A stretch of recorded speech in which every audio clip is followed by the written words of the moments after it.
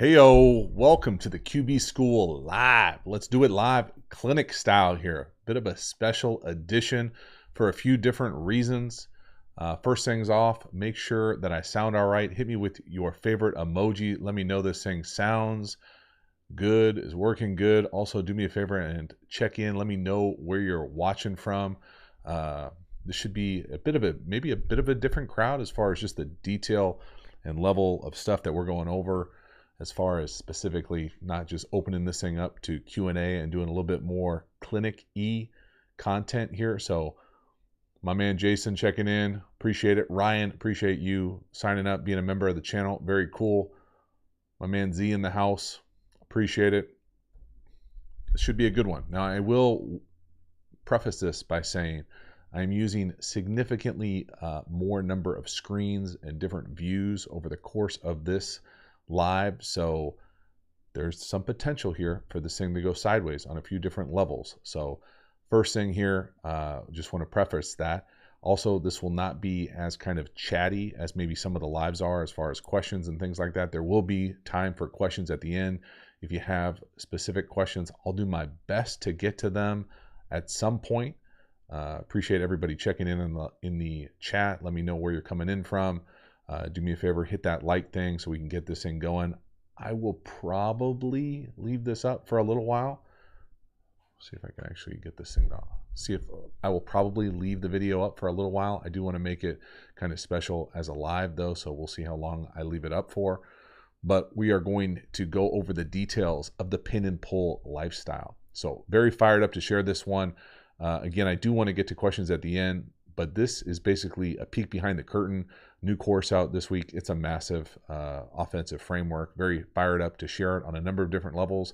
This is a sneak peek into essentially what one of the video installs is for pin and pull. I guess I could have just made it a preview, but wanted to go through it and do a live here and talk a little bit about how we finally get to the output of what it's like. So kind of go all over the place here, but to get it going, let's jump right into it here. So bear with me a little bit here. Hopefully this thing works. Look at that. All right, we're in there. So the pin and pull lifestyle. It really is a pin and pull lifestyle on a few different levels. To me, the pin and pull run concept falls into kind of a family of concepts, however you want to frame it, bucket it, whatever. The pin and pull, though, is probably one of my favorites of a bunch of really fun runs, and fired up to kind of dig into the details of exactly what that's like there. That's yours truly there in the cap, if you couldn't tell, holding it down. So the agenda for this thing, we'll talk a little bit about the notes, quick introduction, background. Many of you probably have a decent idea about that if you're already here. Talk about the evolution of it, specifically the rules, and this is a really important part of it. And then we'll get into some images, some drawings, and finally finish up with some video evidence and some questions as far as how exactly we go about this thing. So let's hop into it. Now, notes. Normally, if we were in a real clinic, I would tell you that you can just email me and I'll send you this. Unfortunately, or fortunately for me, I'm not going to do that. So don't email me that you want the images from this. This is a window into the course. So if you like this type of presentation, you like this kind of detail, you like this kind of level of communication, teaching, the course is for you. If not, tough, but normal clinic life. Make sure you put this up on your slides and actually respond to people who email you. My football experience, played quarterback, bounced all over, most recently as a head coach in the San Diego area. Obviously do this channel. There you go. You're welcome. You found it. Now, we're talking pure evolution of the pin and pull at the school I was coaching at, football-wise. We really started, took over a program over 3 years ago that kind of struggled offensively, scored a total of 60 points the year before we got there, and then was able to kind of right that ship offensively a little bit. The first year, got a chance to go 6-6. Let's see if I can actually hop on here and do the drawings. Be easier to follow along. So that first year we took over a team that was 1-9, scored a total of 60 points in 10 games. That's rough. First year, 6-6, 37 points a game. Second year, COVID shortened season out here in California, 38 points a game. Really would have probably been more if we could have played more. We had a really good team in the fall, in that spring, and then this past year came back, had a really good team, had some great players, and scored 45 points a game. So we could score it, no doubt about it. Running wise here, the evolution of this thing for us is really we went from essentially a zone team this first year to a gap team these last 2 seasons, and what that evolution of that looked like, both coaching, teaching, lifestyle, presentation, all of the above is what we're really going to dive into here as far as the evolution. And so again, here's the evolution, kind of walking it through exactly what it is.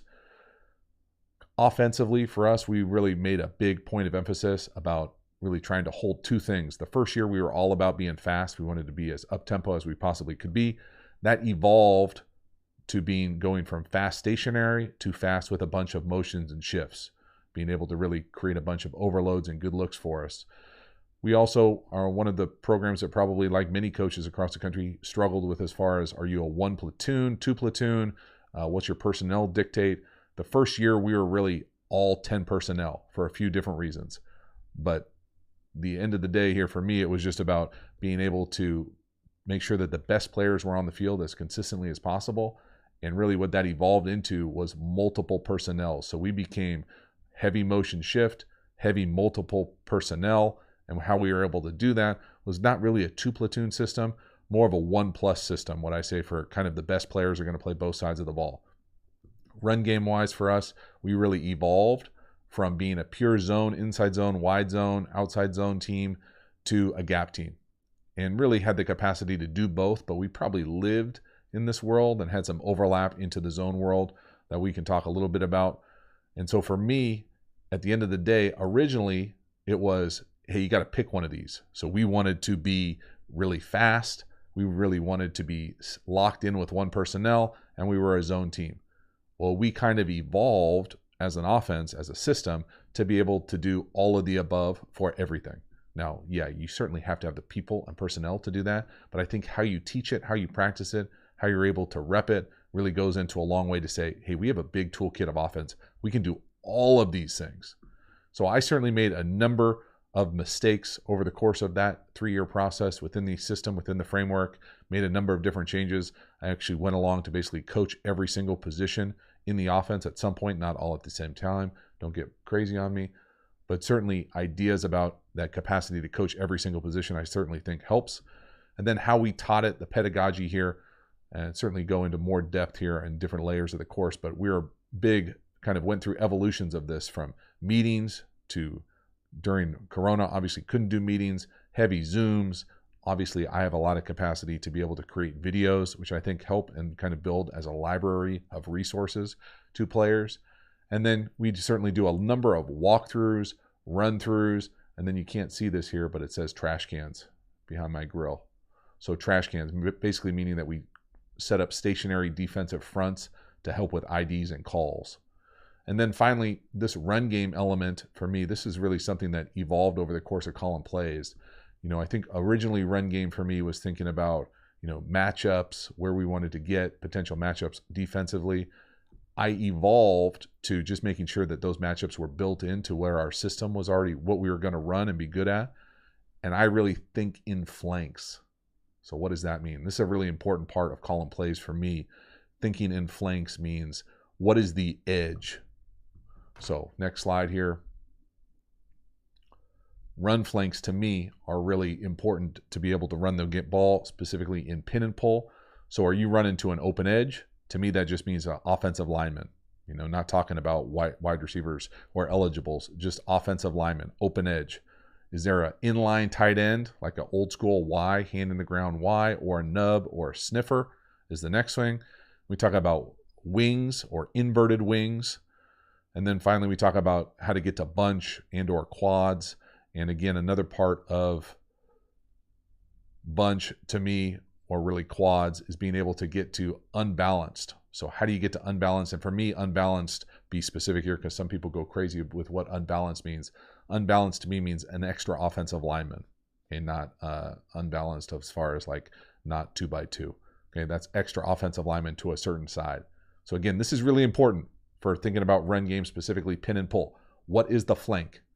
Open edge, tight end, sniffer, wing, bunch, all of the above, mixing these together, unbalanced, and having the capacity to do all of them. Because you have the capacity to do all of them, you can create a bunch of stress on the edge of a defense. And that is welcome to the life of pin and pull. So our rushing stats, the last, I guess these are all the rushing stats. So let's go exactly through the identity of how we ran the rock. Okay, these last 2 seasons, I just lumped them together here, where they were 17 games. We almost got 9 yards a carry on pin and pull. Okay, that's pretty good. Duo, this is what we majored in. These weren't the only runs we ran. Pin and pull, duo was our most run. I love a good duo on a number of different levels. Don't freak out. It wasn't inside zone. Power, next most run. Again, 6.5, 5.7. Split flow inside zone, another big run for us, just over 9 yards. And really, this is going to sound crazy, but pin and pull and split flow inside zone for us are married. Split flow inside zone is essentially the counter to pin and pull, or how I thought about it, just because we were so tight end run dominant that we were able to come back and run split flow inside zone away from the tight end. And then we ran some counter. And again, you can see the evolution of this from the first year, which we were much more zone team and inside zone, wide zone kind of lumped together. And then we ran some long trap, which is essentially just one back power, but how we block the edge a little bit different. So you can see the evolution here as far as zone runs to really being gap runs, and the success that we were able to have with this specific family of pin and pull runs. And the best part about it, hopefully we get to it in the next slide. The best part about it is the rules. The rules, easy. That's the best part, is the rules are as easy as they can come. And I don't pretend to say that I came up with all of these. I really don't. Didn't even open my drink. I got so excited for this. I don't recall where I got this from. I'm not saying they're mine. I just can't remember where I got them from. I think that elements are probably mine, but it is awesome and it is easy. Now, let's look at them. So, the rules here, okay? Really lock in with me for a hot second. Might as well just, I'll leave it up for right now. So, I'm going to try to go slow here, but this is pretty simple. Don't worry about this top part of it. Cover this thing up. Let's start with the offensive line.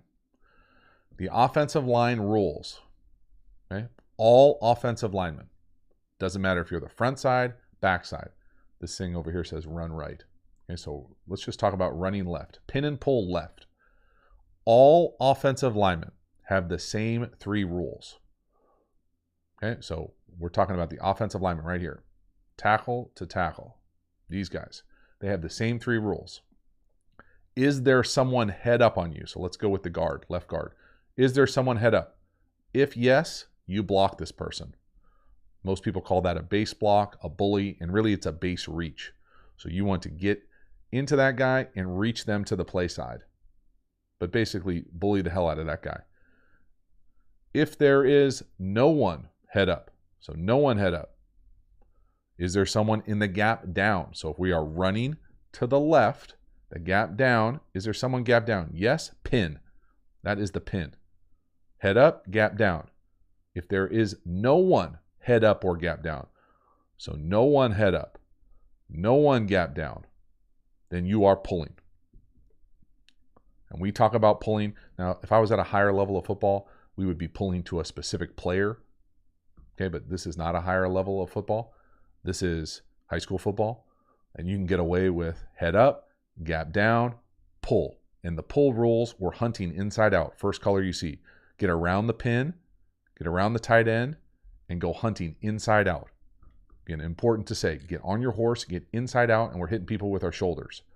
That is the rule for all 5 offensive linemen, no matter what the pin and pull front is, no matter which way we're going. If we are running to the right, it just switches. And again, every offensive lineman is the same, y'all. This is the best part. Now, I would say, depending on the level you are at, if you were at higher levels of football, Maybe you'd want to zone the backside, but I just like keeping it simple. It's so simple. It's so easy. It's great. It's awesome. So let's say we're the left tackle. Okay, what is our rule? We should already be able to say this in our head. Head up, nobody. Gap down, nobody. I'm pulling. Bad intentions. Hunting inside out. That is the jam. That is the play. That's all offensive linemen. Why is it important that it's all offensive linemen? Lots of different reasons. One of the best reasons is that you can do unbalanced and nothing changes. So let's say our right guard is a beast. We want him to the play side. Well, we're running pin and pull left. He's probably not going to have a big impact on the play. Well, let's find a way to get him unbalanced, get him to be an extra offensive lineman over here, and his rules are the same. He doesn't have any new rules. He's in there. It's over. It's that simple. It's great. Now, people who are freaking out, old school, like buck sweep gurus. Yeah, I'm not a buck sweep guru. Buck sweep guru to me is guards are going. Okay, that's the difference between true pin and pull in my world. So it is head up, gap down, pull. Everybody does that. Everybody. All the offensive linemen. Okay, so now we've already done this part. Now we're doing the tight ends. So it can be one tight end. I only run it to a tight end. Theoretically, you don't have to. Just the pull would be kind of a reach block. But let's say we're running to a tight end or a wing. Both of them, the same rules, except there is no pull. You are head up, you are gap down. So again, head up, gap down. And the communication, really important for the near tackle. So say we're running to the left, the near tackle. If there is a player head up on you, technically, your rule is you have to block him. That is a base, right? Head up, one, right? One. But if the tight end doesn't have someone head up, and he's got no one in the gap down, and he thinks he can get that head up guy, they're going to have a call. In our offense, it was toast. Right? That means tackle, pull, toast. Okay, you're welcome for that one. Offensive line obviously came up for food reference. Okay, toast call. Now, I would allow them to make a toast call if he was head up. If he was on an inside shade, a 4-eye here, that's a no-go. You're down and you're down. And if there's no one immediately down for the pin, he's up to the second level. And when we get up to the second level, it is off to the races. Okay, so everything is the same for the tight ends except there is just no pin. So if we were in a wing here, it would be the same thing. Head up, gap down, no one there, second level. And that's the end of the story. Those are the rules. That's a wrap. Well, many people call it a base block. I personally do not call it a base block. I call it a bully. And I stole that from a good coaching friend. You bully his ass. And just because it looks like a one-on-one block right there with the two L's, you're welcome for that. And there is a chance, we have had many times where both the tackle and the guard are out to the play side. We have many times when sometimes if we've got extra offensive linemen over here, I've had 3 guys pull all at the same time. You don't know who's going to pull until you get up to the front and see how they're going to line up. It's that simple. It is so simple. Crazy simple. So you can come up here with a crazy heavy formation. Say you've got, this year we had like 7, 8 offensive linemen we would play. So offensive linemen. They're all running pin and pull. And it's just simple rules. It doesn't matter what the front is. You don't have to have it. Well, what kind of front are they going to run? I don't care. Run whatever BS, bespoke, a la carte front you think is going to stop it. It's not going to stop it. It's amazing. Now, let's talk. It's again, we pull everybody, bro. Everybody. All offensive linemen. All. Center included. Everyone. Everyone is pulling. Now, does everyone great at it? No. Let's not get crazy. But I like to keep it simple. Simple. Cray simple. Simple AF. So from there, where are the bones buried on this? What gives it an issue? Because right now there's not even a defense up there, right? So talk a little bit about versus certain fronts. Oh, and before we get there, these were our calls to pull. So pretty simple, right? T, toast, grain, guard, cereal, center. Now, We make these calls all the time in walkthrough run-throughs, all the time on trash cans. During the game, they're not always made, right? Because you're not always on stationary, guys are moving at the last second. We're stemming, we shift all over the place. They're going to shift, whatever. Oftentimes it's double grain, old school buck. It can be toast grain, it can be cereal. It's just a way for them to communicate at the line of scrimmage. I'm a big believer in over communicating at the line of scrimmage and at least giving them the language, the lexicon to know what everyone is doing. Okay, so that is an important part of it. Next. The next element of it, and this is a very important part, and I obviously was not a great teacher at this for our team because we struggled for 3 years with this. But I love this rule, and when it works, it gashes a team. I love bunch formations, condensed formations. So we have a specific rule for our pin and pull to bunch. Okay, and the easy way, if you're wondering what all the Asian African rules are, this is just how we classify certain runs. So, bunch, draw a line down the center of the bunch player. I drew it as, so this would be guard, center. Here, does that make sense? So, center, check that. So, center, guard, tackle here. So they all have the same rules. This is the tight end. Now, normally I like a 1 yard split here when we do this. It's not really drawn to scale. But draw a line down the point guy's nose. A line. The tight end has the normal rules. The outside wide receiver, sometimes a wide receiver, sometimes a tight end. If you're in 13 personnel, he has the specialty rule. So draw a line down the point guy's nose. If there is someone head up, you got to take him. If you're the point guy, the point guy has the same normal rules. Head up, gap down. The guy who's got a little bit of learning, especially if this is a wide receiver, a lot of learning, draw a line down the point guy's nose. You got the first guy, or really the second guy inside of it, because the point guy is going to take the first, right? That's what this is. First inside, second inside. So oftentimes, we'll get this, and he will be up to the first inside linebacker to that side. And in 13 personnel with a tight end, if he can block him, it's a hell of a play.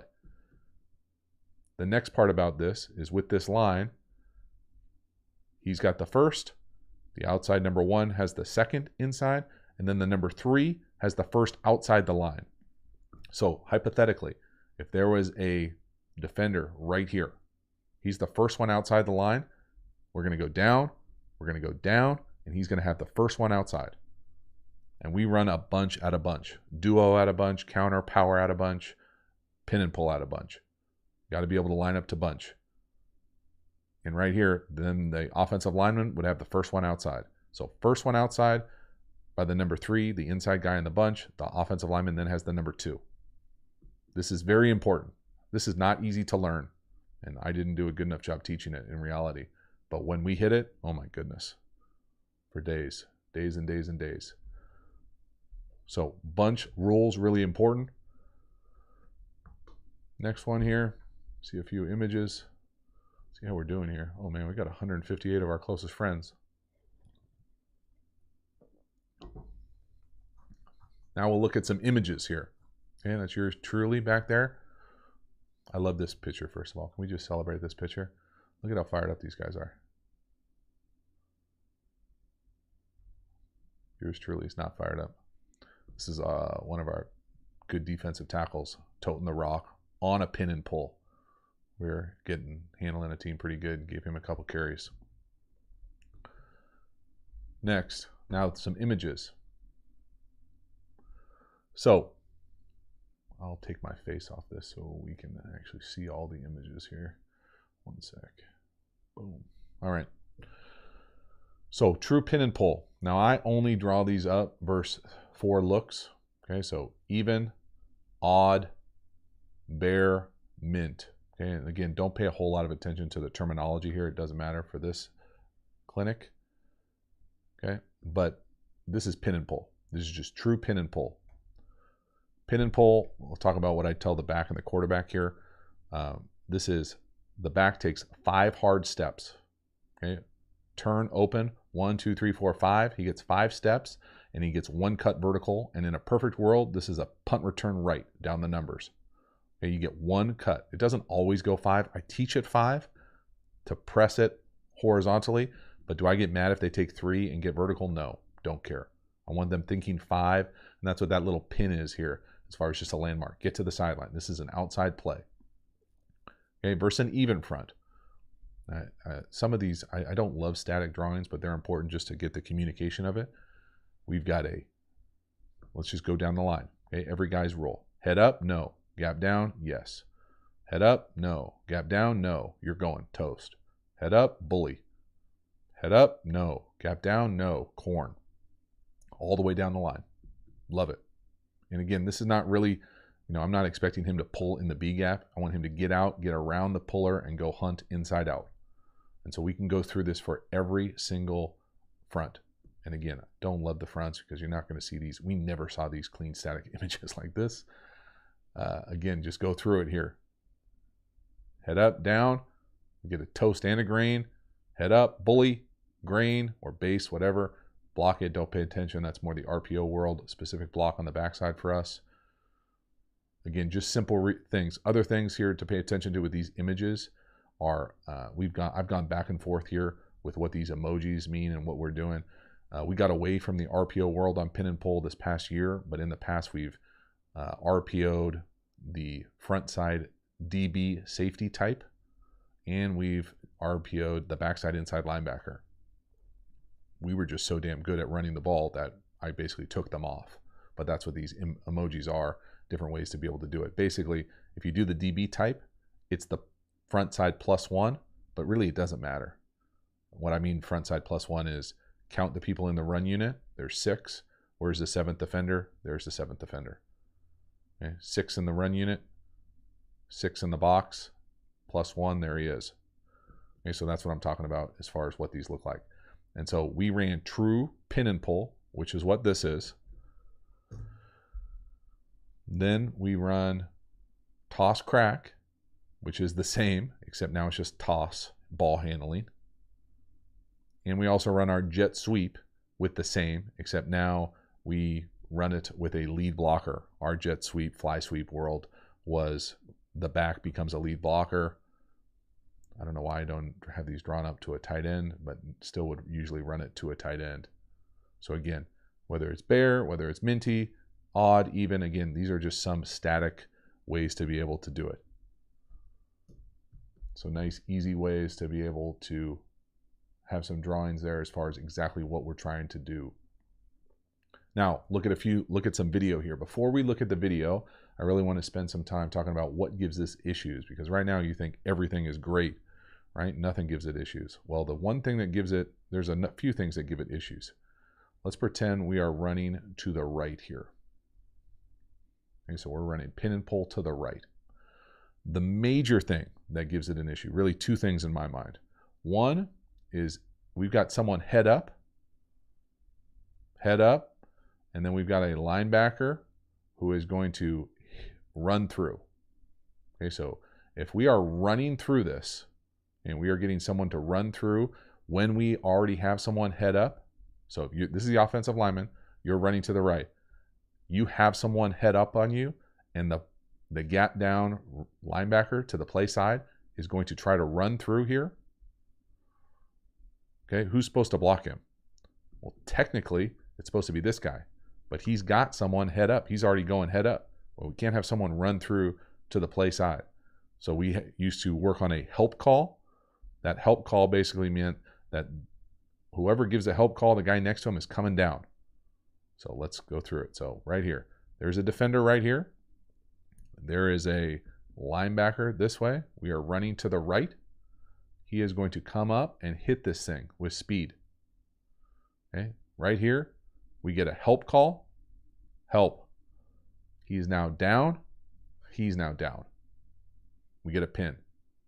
The other thing, so that's the first one, is a help call. We practiced it a few times, never came up in a game.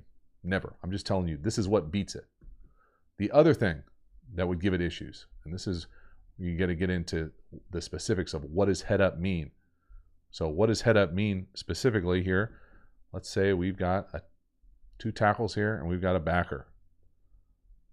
Now, the backer is right here. we draw a line in the feet of the down defensive lineman.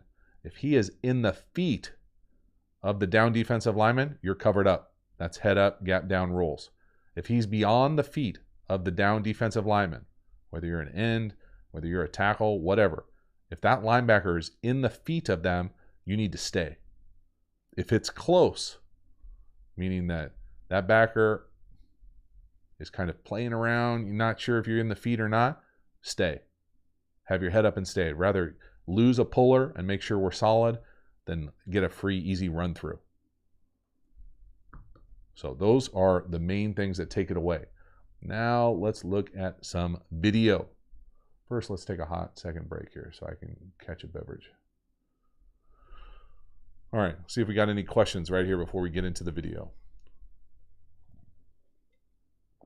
Nick, were defensive stunts successful against these rules? No.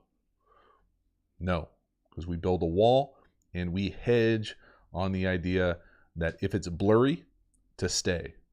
So if it's blurry and you're not sure if you're head up or gap down, stay. And we'll see some examples of what that looks like.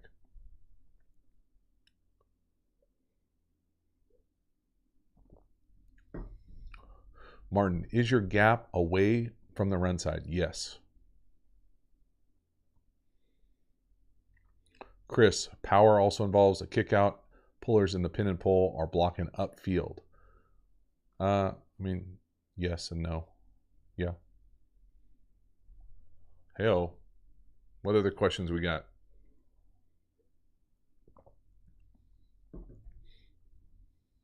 There you go. My man Jack's got it. All right, so we're going to look at some video here.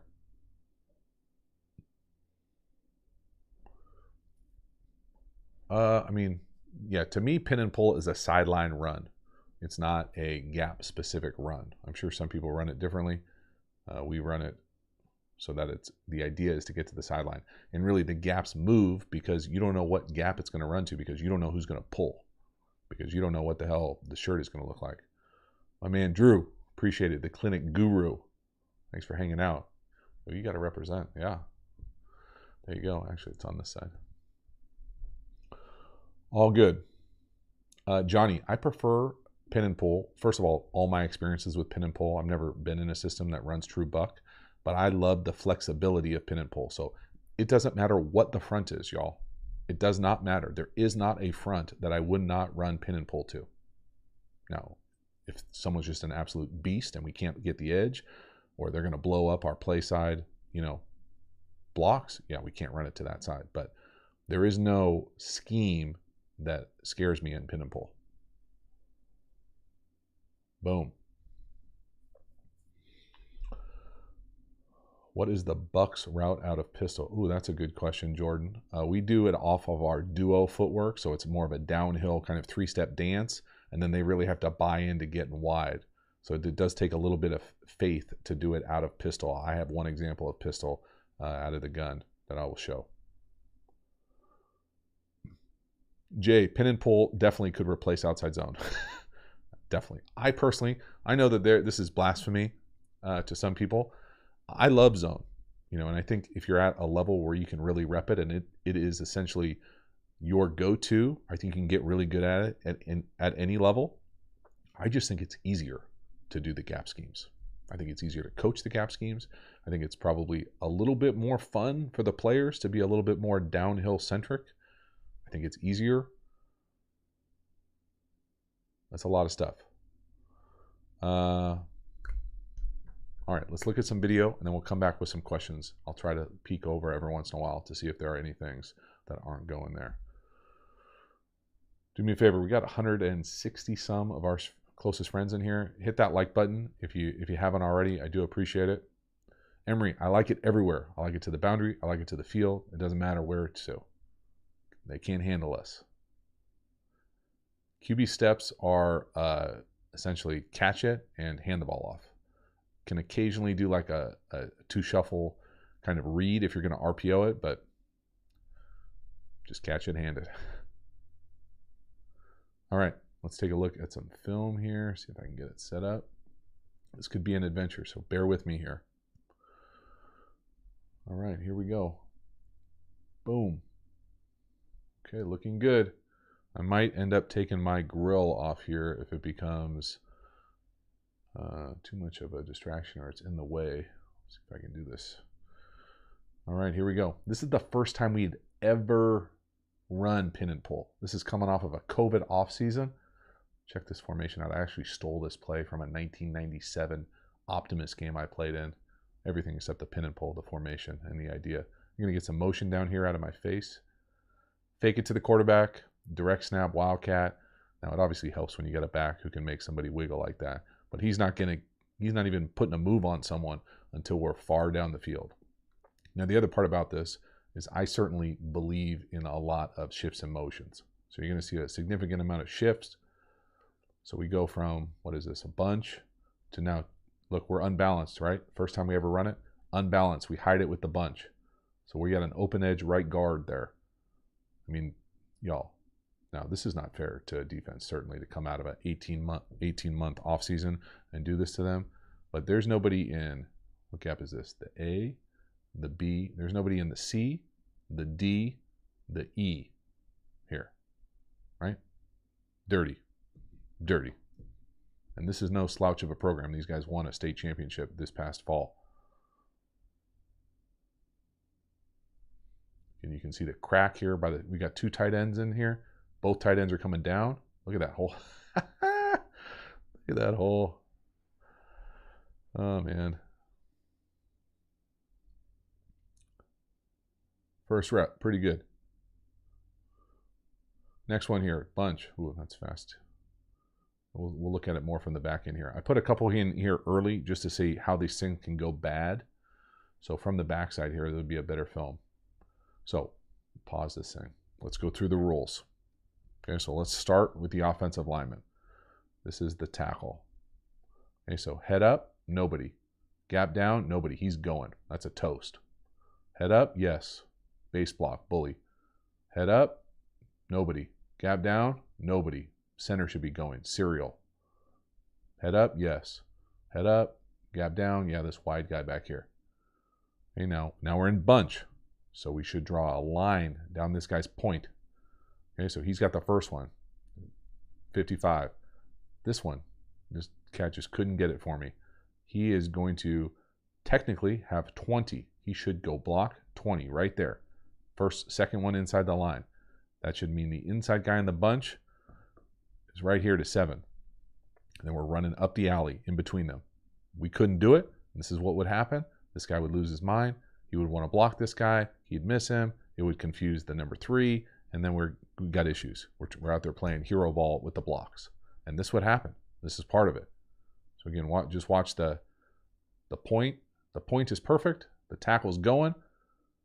My man on the outside of the bunch, he decides to engage the wrong guy, which confuses the number 3. And now we just leave that guy. So number 7 just is there to make a play. And number 7 is a beast. This team is three divisions ahead of us. We lost him in overtime. Had a great chance to beat him. We just couldn't get it together. But you can see the path here. Everything is great except that one block. Now it still worked out. Here it is at a bunch again. This is a good example of the run through. So these are two kind of how these things go sideways play that I think are important to show in these clinic type settings. It's not all highlight film. Okay, so we're going to pause this and go through the reads again. This is to bunch. So here is the point of the bunch. Everyone should know the rules. Draw a line. First one inside. There it is. Boom. Second one inside right here for my man. 32. Boom. The inside guy of the bunch right here. He's got the first one right there. And then the back is coming right off of all of them. Right there. Right down the line. We couldn't do it. Watch 32. Now 32 is a really good player right here. But this is one of those things where if the number 1 guy, the outside guy of the bunch, just blocks the right guy, 32, it's a big hit. We let him run through. And again, this is the issue. Run through. You get hit with play side run through and they time it up perfectly and you don't block the right guy, it's a problem. And there it is, TFL. So certainly not great all the time. if you don't block the right people, but it starts getting real good. Now this is 2 personnel. This is 3rd and 15, y'all. 3rd and 15. 2 personnel. I was sitting on this play forever. This against a really good, our rival at the time. 2 personnel into the boundary with the quarterback. 2 personnel gets a 4th and short. We get it. So first of all, this formation is amazing. My man Blitzology gave it to me. Love it. Causes all sorts of issues. Just go through what the rules are here. So again, you could do this for every play. I won't do it for every single play, but I think it's important just so you can understand how simple this is. Here are our tight ends. Gap down. Boom. There it is. Gap down. No one there. Double to the first thing that you see. So we just, there's the edge. We get a toast. He should be going. He should be staying. He should be going. Staying. Staying. That's it. They don't have the dudes. They can't line up to this formation. And there it is. I mean, now it helps to have a quarterback who can run it and be multiple on your flanks. But that's pretty nice. I mean, look at the center. He gets out there and gets it. Doesn't touch anybody, but he's out there running.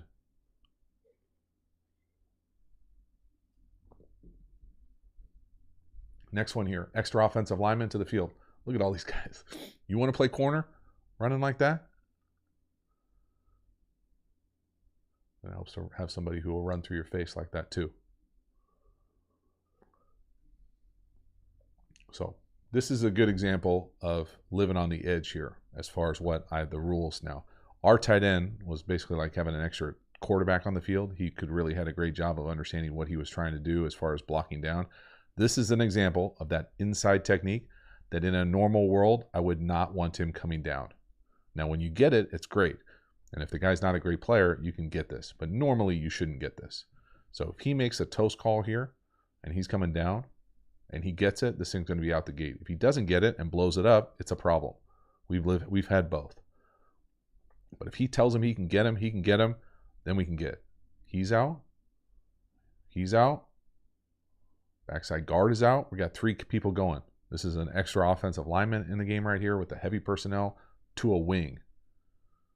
Okay, so again, multiple formations, lots of different ways to get to the flank. But that block by the tight end is the real deal here. Boom. Thunder. I mean, that's not fair. But again, I think the fun part for the play caller here is, I mean, again, look at all those guys pulling. This actually got voted the player of the year in San Diego with the back not going down. Next one here. Again, this game, we had a bunch of different games, different game plans, but had an extra tight end, extra offensive lineman we were working in here. We also had kind of unique rules that we did on the wing, on the edge. And what I mean by that is one of our tight ends that we used all the time was essentially an offensive lineman. So we went back and forth as far as what the rules were for him. So specifically, this guy right here, very good young player for us. He technically a tight end. He's got an eligible number, but we sometimes gave him tight end rules, saying basically you're always coming down. Sometimes we gave him O-line rules. So again, pulling, not pulling, tight end. So just had to know what week we were in to do that. Right here, if he thinks he can go down, the tight end can go down and get him. We're going to get out here, should be down here, or out here. And I mean, it's just so simple and so nice to not worry about the front, whatever. And again, I obviously helps to have a guy who can pin the edge for you. And it helps to have a bunch of backs who can do stuff like this. Certainly helps also. But changing the flank, changing what you're presenting to the defense. This is a 0x4 down here to the bottom. So just to a sniffer. And again, you don't have to be a genius to just look at the side here and realize they don't have enough people. Like there is no run support here. We've got 4 quote unquote eligibles. Only 3 of them are eligible. And they've only got 3 defenders. Again, the benefit of peak tempo too. But these are easy ones, right? See from the back end here. And again, I love peak tempo just by being able to see what the defense is going to do. But just go through the rules here. I mean, you can see the tight end's going to step on the line of scrimmage. 1. He's got the pin. The tackle's out, toast. The right guard, base, center, base, left guard going. And I mean, the linebacker takes a terrible angle, and that's a wrap. It's to the house. Now, I told our guys this past year in California, I don't know if it's everywhere what the rules are, but you could cut. We didn't do a whole lot of cutting practice. I love to have the backside just chop. I just think it's tough on a defensive lineman. They don't like getting chopped to do it. We weren't great at it, but this is an example of the backside. I give the freedom to those guys to cut. And this thing's to the house. Next one here, again, a bit of a funky formation. Again, I used to love it in this direct wildcat too, just because it's an easy manipulation here. It looks like a trick play, but really it's just a shotgun snap and a run to the right. And again, how you get there presents so many issues for a defense. Look, I mean, shift, 3-person shift, get to a wing. Again, the tackle's already over, right? So it looks like a true line, but our left tackle is at right tight end. Shift over. We've got the extended edge. 21 was a very good player for this defense. We get the edge here. And again, if you know, the wing here could just hold his block on 40, this thing's got a great shot. Tough. Just a great, again, the thing I think I want you to pay attention to, not only to the simpleness of the rules, is just the multiple flanks that you can be able to run it to. So right here, this is an example of from the pistol. Someone asked earlier. So it's downhill. This looks like we basically tell them duo footwork for 3 steps, 1, 2, 3, and then we're to pin and pull footwork. So it's almost like a predetermined duo bounce. So downhill, 1, 2, 3, bounce. And this was what, 22 personnel with a wing. Again, get the edge, get up and go. My poor left guard, man. He's running here, trying. Running backs coach is getting it though. Fired up. Nolan.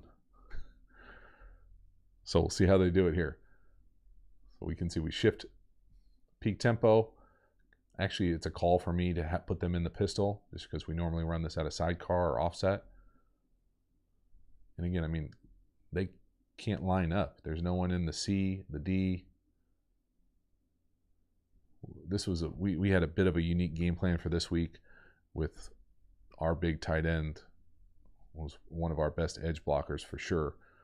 They had a really good defensive end, 92, and so I basically told him, scrap the rules. You got him if he's over there. He should not make the play. And so some of these things don't look exactly the same as they shouldn't because of game plans, but this is an example. This is a good one, actually. This is an example of what should be a help call. So what am I talking about? Right here, he walks into the feet of the defensive lineman. If the center right here sees it, so he's got 3 rules, right? Head up, gap down, pull.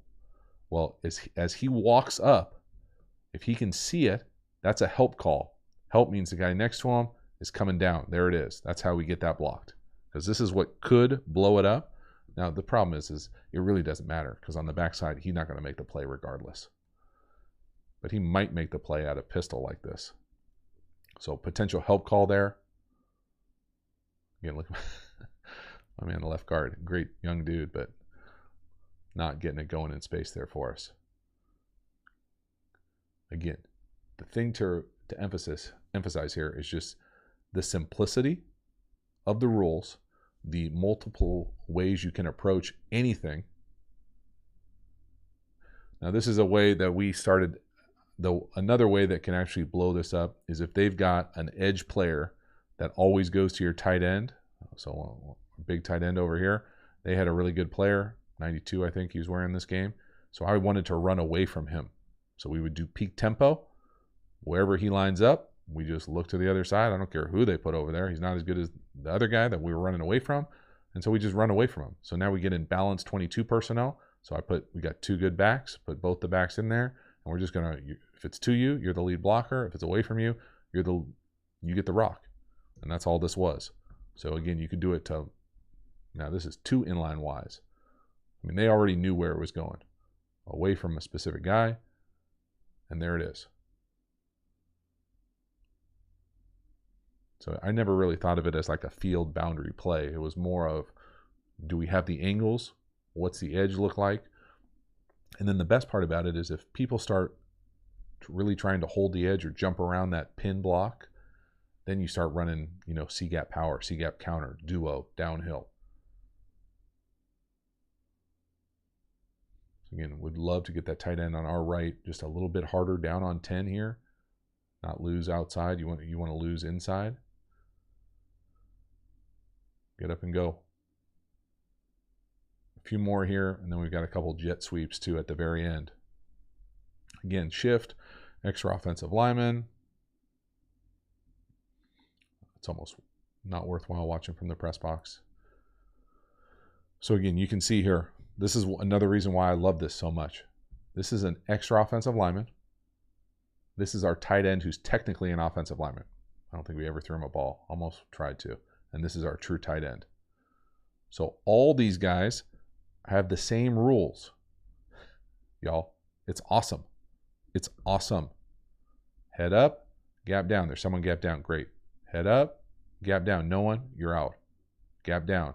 Head up, gap down, you're out. Go. Head up, yes. Head up, great. Backside, cut him. That's it. I don't know what we were doing with this week with this cat, but he's going down or pulling himself. It's awesome. Simplicity. Multiple. Doesn't matter what they're doing. I mean, look at that. Using different personnels, making it hard on the defense with what the flank is. Couple more here. Promise we're getting to the end. Again, we're running to the tight end down here to the bottom. Look at all the, you see all the offensive linemen communicating. Look at their hands. They're making their calls. I'm up, I'm down, I'm up, I'm down. I mean, this thing, that's a thing of beauty, y'all. You see this on Sunday. This is a testament to our offensive line coach, Coach Chambers, but look at all of them communicating right here. It's a thing of beauty. That is a legit thing of beauty. You take a wrong angle as a linebacker, and that thing is punt, return, left.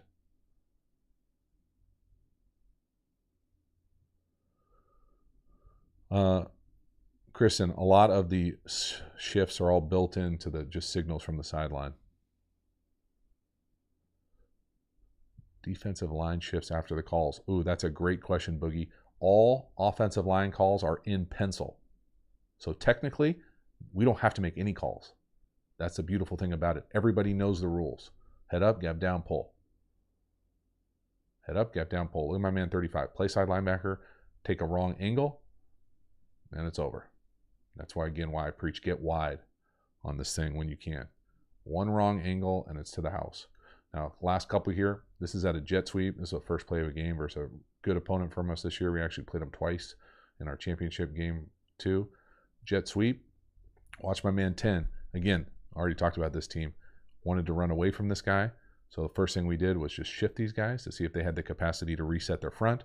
This is the first play of the game. They did not reset the front with him running over. So my man, the guy that we wanted to run to is right here. He was a jump around guy. All these guys jumped around so much that our jet sweep here, you don't see the jet sweep hit the A-gap very often.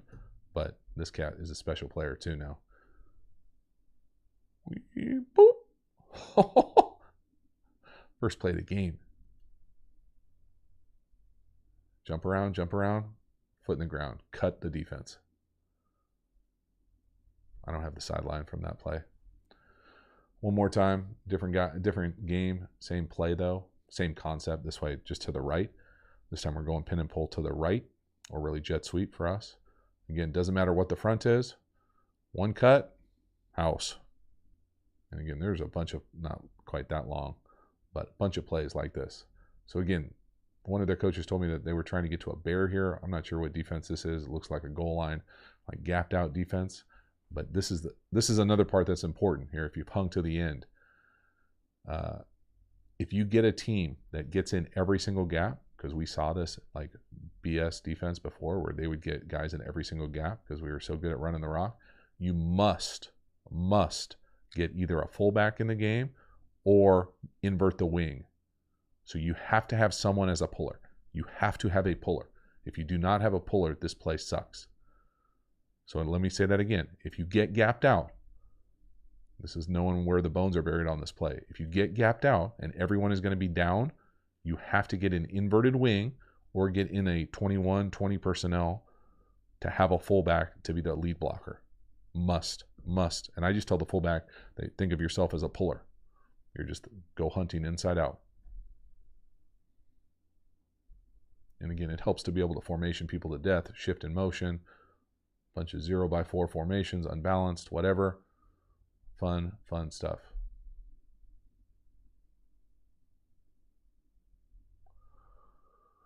All right. See what I got here. There it is. Sorry, my camera went dead. I was going for so long. See if now is the time to ask some questions. See how many we can get through here. Been going for a while, actually. That's a lot of me talking.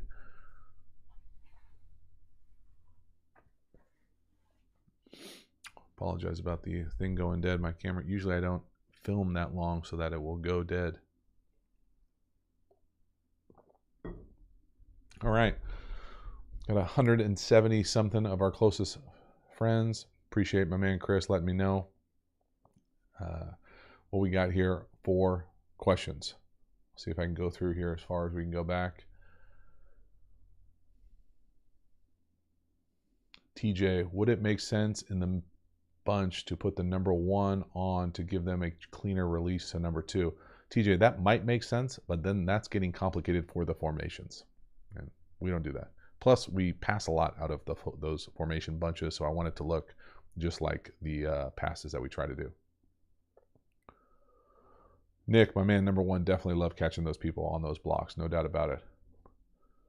Fabio, appreciate you hanging out, checking this thing out. Capea, my man, see how long I leave it up. James Jones, any tips for teaching the shifts? Yeah, a number of tips. Shifts, I think, have to be baked into the DNA of an offense. So as you install the offense, you just install shifts, and they're part of everyday practice. Yeah, for sure.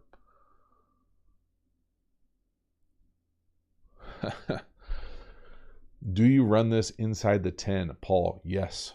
A number of touchdown runs out of this. I love to get unbalanced out of doing it. I love to do it out of nubs. I love to do it out of 0x4 quads. A bunch of them. And again, if and when you get a chance to check out the new framework, the new course, it has every rep ever run. So it has all 160 pin and pulls. You get a chance to go back and watch how I actually called them in the game. Tyler, if you RPO it, what is your front side read route? It is a variation of glance. It's not a true glance. I think of a true glance as like a certain number of steps, like a 7-step skinny post or bang 8. We create a little bit more freedom with ours, and it's a little bit more of a round to space type of a glance, but it's glance-ish. My man Mark Corey, certified.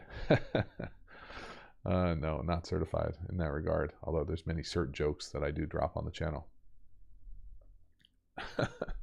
My man Eric, I have no idea, man. We're going to stay in the pin and pull world. Chris Evans, did you ever marry this with counter bash in sub packages with a faster QB? We definitely run counter bash. I think of that as like a different attacking run. I think of that as more of like C-gap runs, or we ran our counter and power more C-gap-ish. And so we would have those tethered together more than pin and pull. We ran a variation of like a pin and pull read where we left that last man on the line of scrimmage on the backside open edge and really had the tackle kind of step down and arc back out to kind of get whoever showed up in the alley, and told one of the quarterbacks to read kind of like a zone read C-gap defender look. We practiced it a decent amount. I don't know if I ever called it in a game, to be honest with you. We shelved it most of the time just because we didn't have to. I had a handful of things that I felt like we never got to. Chris, we run a gap out defense, radar. Do you guys false pull during play action sprint out? We false pull because we just go the wrong way sometimes. No, we false pull. I think of false pull as, I don't know. No, I guess the answer to that is no. We pull on play actions, but we don't try to like influence pull the wrong way. No. Tyler, can you talk about how the split zone is married to this? Yeah, so go watch the, I think the free video I put on the course on the Teachable site is the split flow inside zone. And the reason that it's married to this is because it looks just like pin and pull. So we ran split flow inside zone to the tight end or to a sniffer with the same action, same kind of the same look, presentation to the defense. Now, how you teach the back, what the rules are up front are not the same. But as far as the presentation to the defense, they will never know if they are getting pin and pull to the edge or split flow inside zone because the look is the same. It's always to a tight end with that sniffer tight end coming back for the slice block. Now, the rules up front are different because they're zone blocking rules and the combination calls are totally different up front. But the presentation to the defense, you cannot tell the difference. That's why I think of it as like related as far as calling the plays. You know, if they're over pursuing pin and pull and you feel like guys are jumping around and you can't get the edge, well, there's a decent chance that that split flow inside zone is going to be a massive hit back the other way. What we got here? Keith, first puller kick if he has a 9 technique with a tight end. Yes. The answer to that is yes. If I was getting a wide 9, I would try to be in a wing or in a bunch. Yes. And then if there is no tight end, he has the 5 technique. Yes. First thing outside. We ran to an open edge in practice a decent amount. I never got to it because our tight ends were some of our better players the last 2 years, and we always played with a tight end on the field. The first year, we were more of a 10 personnel team, so I always thought, made sure we had a 10 plan, but never really got to it as far as running it in game because we never really had to. Jay Moody, inverted wing means to me sniffer inside and outside inline tight end, like a guy on the line of scrimmage. So like a wing would be an inline tight end, and then a wing outside of him, inverted just switches it.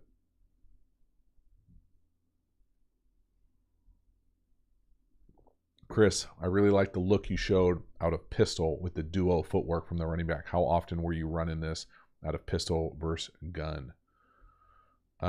We ran it majority of the time out of gun sidecar. I would run it out of pistol when we were getting in a heavy duo game. I also ran it out of pistol when I thought we were facing a good staff, because I think that any team that is in shotgun has massive tells on what play they're running based on where the back is. So we try to move the back a decent amount, and the backs themselves didn't love it out of pistol because they just didn't trust it as far as getting downhill and then bouncing, because it is a little later, and you kind of see this like, oh, I see a lot of color in my face, but if you're bouncing it, you got to just trust it. And so if I felt like we could hold up on the front side, and as the backs got more comfortable with it, we did a decent amount. Most of the time that was out of sidecar.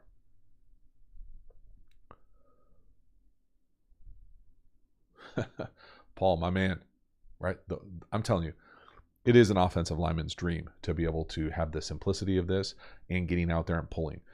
And in fact, we had some guys that were kind of bullies at the line of scrimmage and would be like, "I'm pulling," and we're like, "Duh, bro, that's head up. Like you gotta stay. Can't be pulling no matter what." And playing that guard of it, but it is fun for those guys to get out on the edge, run downhill on little guys, and depending on how you run it, if you can manipulate the flank to make sure that the corner is the force defender, or if you face a team that the corner is the force defender, that corner better have his mouthpiece, because that game will get really long with tackles running out on you in space, and you got to really, really make sure you want to play football to be able to, look at a tackle running down at you a number of times over the course of the same game, same drive, in a no huddle, up tempo situation, and it can be a long day.